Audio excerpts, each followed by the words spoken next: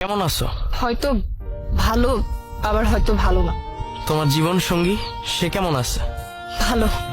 সে কি আমার মতোই তোমাকে কেয়ার করে? বাদ দাও না এইসব কথা। তোমার কি অবস্থা? তুমি কেমন আছো? বেঁচে আছি এতটুকু জানি, ভালো কি মন্দ সেটা জানি না, কিন্তু এতটুকু মনে আছে সেই দিনের পর থেকে মুখের হাসিটা হারায় ফেলছি। তোমার জীবন সঙ্গী কেমন আছে? সে অনেক ভালো আছে। সে সবসময় আমাকে আগলায় রাখতে চায়, তার বুকে ঠাঁই দিতে চায়, কিন্তু প্রকৃতি আমাকে তাকে সুখে রাখার শক্তি দেয় নাই। তবুও সে আমাকে অনেক ভালোবাসে। একটা মেয়ের ডিভোর্সের পরে তার সব থেকে বড় শত্রুকে জানো? তার নিজের পরিবার, তারপর সমাজ, তারপর সে নিজেই। এখন তো নিজেকেই নিজের সব থেকে বড় শত্রু মনে হয়। তোমার কাছ থেকে চলে আসার পর থেকে হাসি মুখে দুমুঠো ভাত গলা দিয়ে নামিনি, আর নামাতেও পারিনি। কেন? যার কাছে গেছিলা, যে তোমাকে আমার থেকে বেশি ভালোবাসা দিছিল, তার ঘরে উঠো নাই? আসলে ও একটা প্রতারক ছিল, বিভিন্ন মেয়েদের সাথে প্রেম করত, আর মেয়েদের সাথে প্রেম করে শারীরিক সম্পর্ক করাটাই ওর নেশা ছিল। ও একটা ফালতু ছেলে। ওর প্ররোচনায় পড়ে আমার সুন্দর সংসারটা নষ্ট হয়ে গেল। ও, রায়হানের কি খবর? ও কেমন আছে? ওরা তো আমার কাছ থেকে ছিনায় নিয়ে গেছিল। ওর কি মনে পড়ে আমার কথা? ভালো আছে, হ্যাঁ, তবে মাঝে মধ্যে বলে বাবা আসবে না। তখন তুমি কি বলো? বাদ দাও এসব কথা।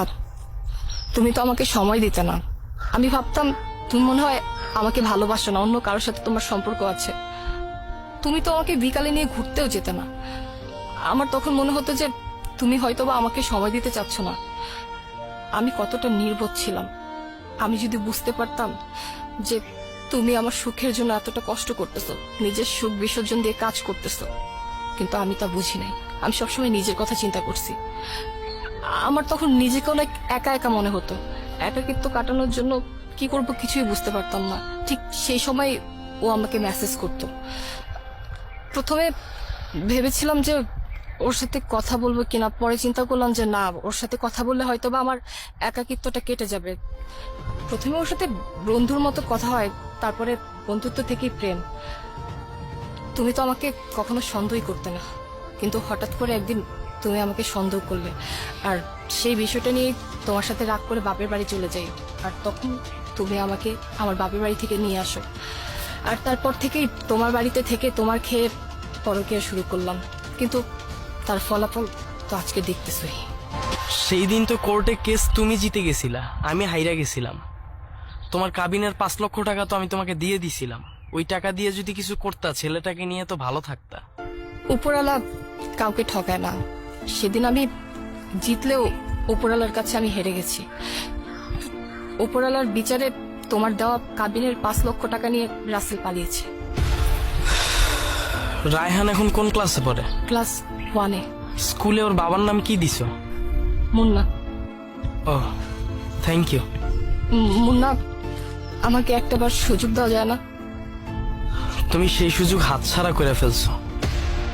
মনে পড়ে সেই দিনের কথা?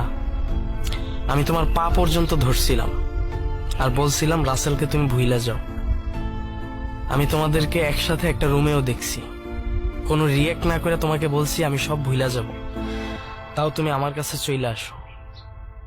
আমি যখন রাসেলকে হুঁশিয়ার করলাম, তোমরা আমাকে মারার প্ল্যান করলা। শেষমেশ আমার উপর নারী নির্যাতনের মামলা দিয়ে কোর্টে উঠায় অপমান করলা। আর এখন তো আমি বিবাহিত, এই সুযোগ আর নাই। যদি পারো আমাকে ক্ষমা করে দিও। ক্ষমা করে দিছি তোমাকে অনেক আগেই।